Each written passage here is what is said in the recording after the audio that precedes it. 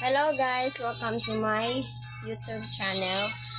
Meron akong isi-share sa inyo kung paano mag-free download na walang watermark sa TikTok. So, papakita ko sa inyo, these steps lang talaga yung gagawin guys. No need to download the link and only in Chrome or Google na gagamitin nyo. So, please keep on watching, and before that, please subscribe and like my YouTube channel and click the notification bell. So, keep on watching! So, ganito lang ang gawin guys. Punta kayo sa TikTok app nyo. Diyan.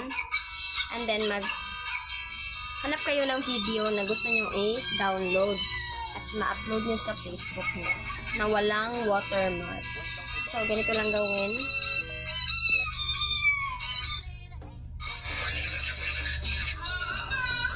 Tapos, next is, punta na kayo sa Chrome.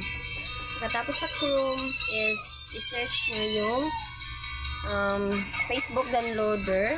Then, lalabas agad yung Snapsave. So, ayun na. Yan yung free download na walang bayad, guys. At hindi mo na kailangan mag-download the app. Diyan ka na mag-download. So, yan. Click nyo yung Snapsave. Tapos, i-paste mo dyan yung link na kinapi mo doon sa TikTok na app. So, yan na guys.